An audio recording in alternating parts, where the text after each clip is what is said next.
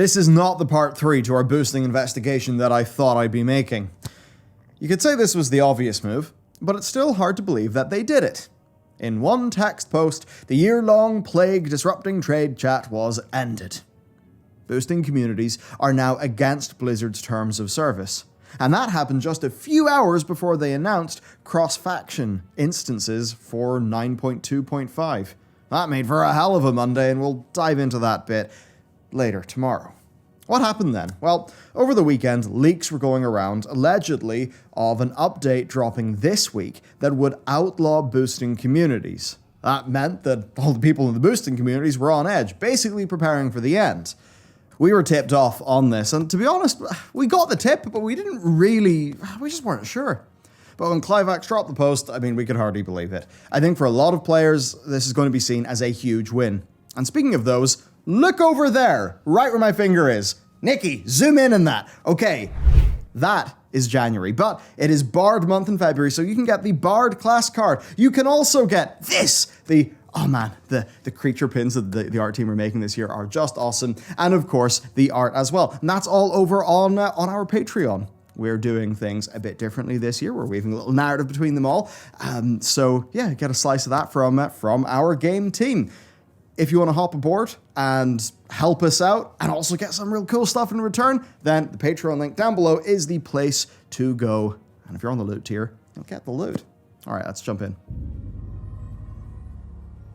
So what is specifically not allowed? Well, Clivax's update prohibits organizations who offer boosting, matchmaking, escrow, or other non-traditional services, including those offered for gold.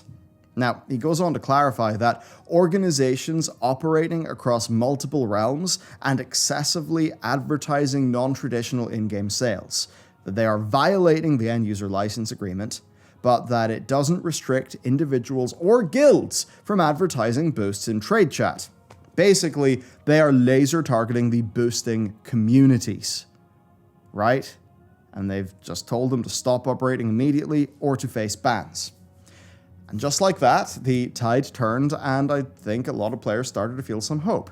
Maybe thinking, oh, trade chat is free. People can chat in trade for the first time in years. Every now and again, someone who clearly didn't follow the news would post a Nova ad, and players would rally against them. We finally got our trade channel back, and now we're just going to have to fight to keep it. Now, of course, there's different forms of spam. A guild can still advertise their services. I think what was annoying people, though, was the spam just saying, Nova boosting, and just getting loads of that all over the place. So Blizzard's post was specifically a nuke on Hokam, Nova, Oblivion, Starlight, and others. They've all stopped boosting effective immediately. All of them are going to remain active as communities, though, for organized gameplay and social reasons. And I think that actually is a good thing, because one of the things that our boosting investigation uncovered is that a lot of people actually do enjoy playing the game that way. They actually get plenty out of it, and they found a community of like-minded people. So if that can continue and those people can still be happy, then that is good. But the boosting bit, that is off the table. Ish. Because, of course, boosting is still completely fine according to Blizzard.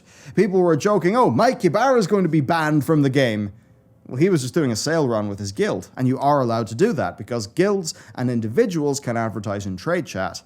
But it implies that anyone can boost privately without fear of repercussion, just like before.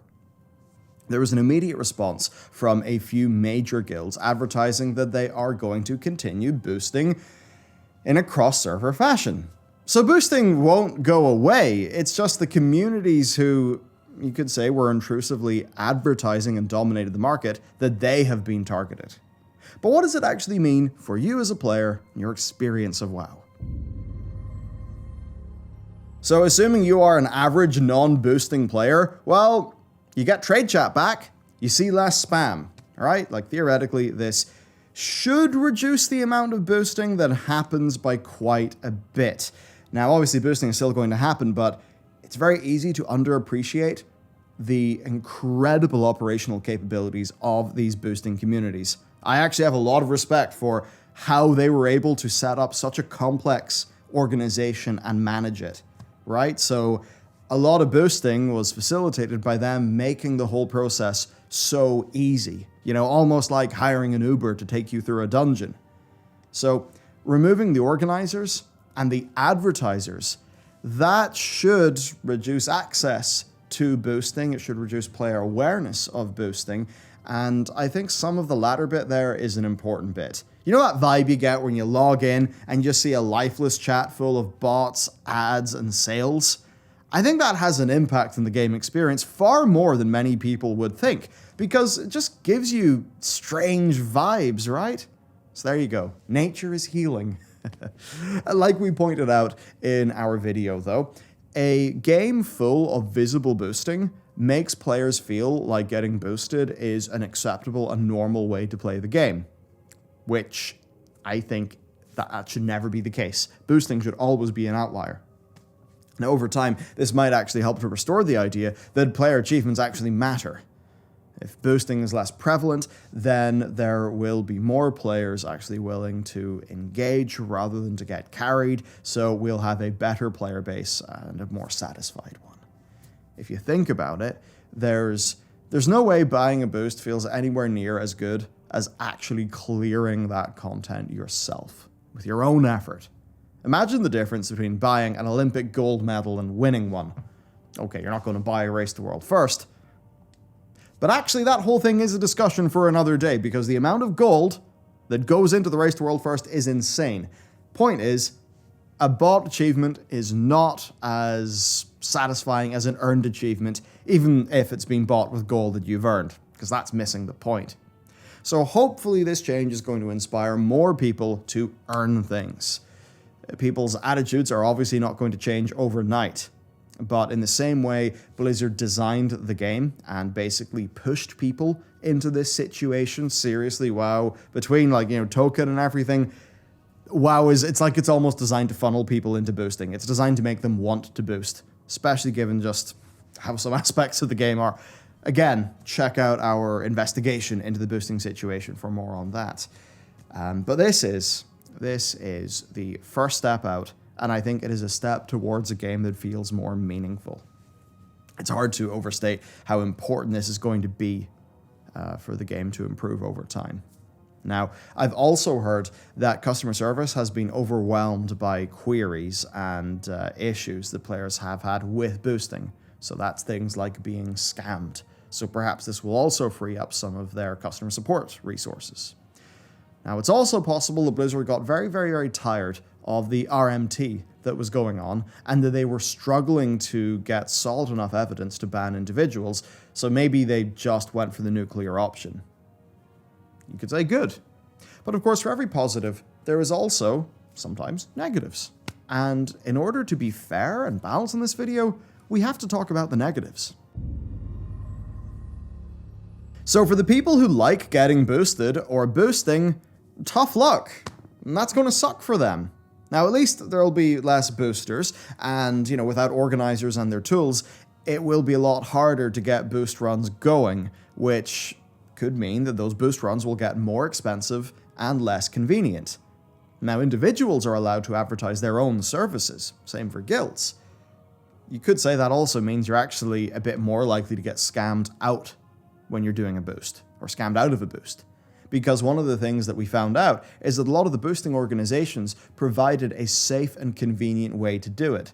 Basically, they may as well have had an Uber rating for boosters. They had rules, they had penalties, they ran a pretty tight ship in many cases. Then, of course, the communities and their boosters.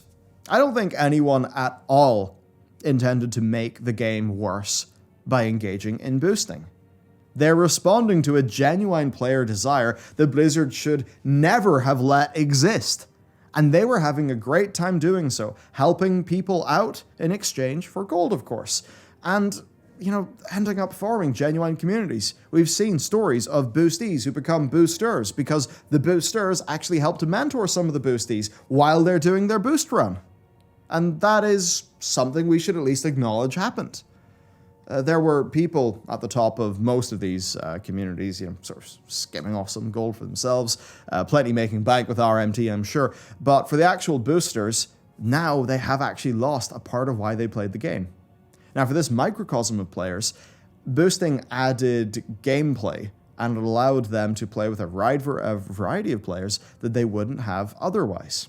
I mean, I've even seen people say that boosting let lower-end Mythic players play with better players and that they could actually learn from each other, which, you know, obviously is a bit of a vacuum, a sort of power vacuum that the boosting communities will leave behind. So maybe something Blizzard should think about with maybe an updated guild or group finder direction, because I thought that was a pretty cool little interaction and it should continue. You know, it's fine to be all like, huzzah, it's gone, but we should talk about completely all of the issues on every side. Boosting also, of course, provided a way for players to even the gold playing field. Players who got obscenely rich, either, you know, legit or otherwise, they would be paying for boosts. So good players could earn gold for their subs, their legendaries, for alts, black market auction house items, all just by playing. Now, without this, gold consolidation is actually likely to get a good bit worse.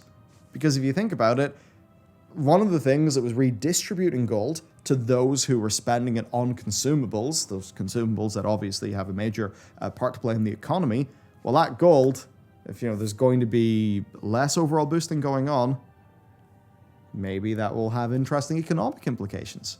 Or you could just say that it'll only be guilds, that boosting will get more expensive, and you know, that money will just be distributed to guilds, which would maybe mean that solo crafters would lose out. Hard to say. Then another side, of course, is for many players from regions of the world where, you know, just it could be a money thing, could be a currency rate thing, or, you know, just access to money. For them, paying a subscription with real money would be off the cards. But if they could earn the gold, then they would be able to afford to play World of Warcraft. So a lot of those people engage in boosting, and they're going to be unfortunate casualties of this.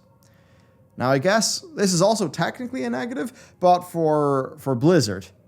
Because for all of the RMT going on, there sure were many thousands of people who bought their boost gold with WoW token. So Blizzard clearly had a financial incentive to let boosting continue as much as possible, but evidently they clearly thought that the positives here outweigh the negatives, and I'm inclined to agree with them. But it's Blizzard. Their intentions rarely pan out exactly the way that they expect. So we've got to think, could this somehow go completely wrong? The letter of the law versus the spirit of the law is always an interesting topic. The update says boosting communities are banned, but guilds are not. What's the difference? Could, say, Big Dumb Gaming Guild set up a network of Big Dumb Gaming Guilds across multiple servers, advertise boosts, and then get their combined members to run the boosts. It's a huge cross-server guild that boosts. It's not a boosting community, it's a guild. They're all guildies. I mean, right? A rose by any other name still has thorns. That stuff, of course, is up to Blizzard to decide. Right? Where do we delineate, you know, between a cross-realm guild and a boosting community? We just have no idea. Now, Clivax has said that the primary targets are organizations who disruptively advertise across all realms and establish escrow services. And that guilds inviting cross-realm boosters is fine. Now, he also highlights that middlemen are another target, but direct buyer-seller exchanges are fine, and is, you know, more like how the game has actually ran for the majority of its history, where obviously, be it paid boosting services, be it things like EPGP runs, that's been a part of WoW for a very long time, and indeed for many MMOs. So basically, we just need to wait and see. Where is the line for Blizzard, right? I mean, at the very least, if we look at some of these boosting communities, take Hukan as an example. You know, they can probably just form a few guilds. Maybe don't do the escrow services or anything like that. Clean up their advertising. And I imagine they can pretty much go scot-free. It's for Blizzard to decide, I suppose. At the end of the day, though, Blizzard have made a decision that does alienate the people involved in boosting. It's a decision that probably hurts their revenue as well. But it's a decision that's good for the average player who wants to play the content themselves and earn their victories. It's good for their experience, and I think the more people that we nudge into that way of thinking, the better. Because that way of thinking, funny enough, is video games, right? the new, hustle culture, gig economy of getting things done in games. It's like, I don't know, for me, it's not pure. It's not pure video games. And I know that could make me just seem like a curmudgeon, but, well, there you go, maybe I am. Now, of course, Blizzard do need to follow through, though, and they need to understand why boosting existed. One of the things we wanted to do with our two-part boosting investigation was really find out, why is this happening? What is going on? Why is it actually happening? Why do players feel like they need that? So check out those videos. But basically, Blizzard needs to improve the overall design of Endgame so the players can actually get into dungeons and raids. As we have outlined before, boosting was often one of the ways players with less free time or less luck with gear or a bit of social anxiety was one of the ways that they could actually experience the content. So Blizzard have much more work to do on that front. I would say they should look at how FF14 does manage to make raid-feeling content feel quite accessible. I wonder if there's just lessons to learn perhaps about how the party finder in that game is, you meet the requirement, you can just join the group instead of a accept, decline. A lot of people credit that in FF with sort of leading to less toxicity and better player experience, so maybe that's something to look into. But anyway, this is a massive step. It's not the one I expected them to take. I'm glad they've took it, and we just have to wait and see where it goes. So there you go. It was pretty, we could have just kind of went and did a whole this is great, whatever. But I wanted to dive into the issue and properly talk through it all because honestly, it is fascinating. An MMO is almost like a country. Blizzard are like the government. What are their policy decisions going to be on what can and cannot happen in their weird virtual country? I think that is the way to think about issues like this in the MMO space. And that's why it's fascinating to me. Okay, so that's it for today's video. If you would like to support the people who actually make all of this content, then you can check out the Patreon. Of course, if you're on the loot tier of the Patreon, you'll get the kick-ass loot, which is being made by our game team. Oh, and by the way, game update. Game progress is going super good right now. In a few months, we'll have really nice stuff to show you. Okay, that's it for me. Have a wonderful day. See you next time.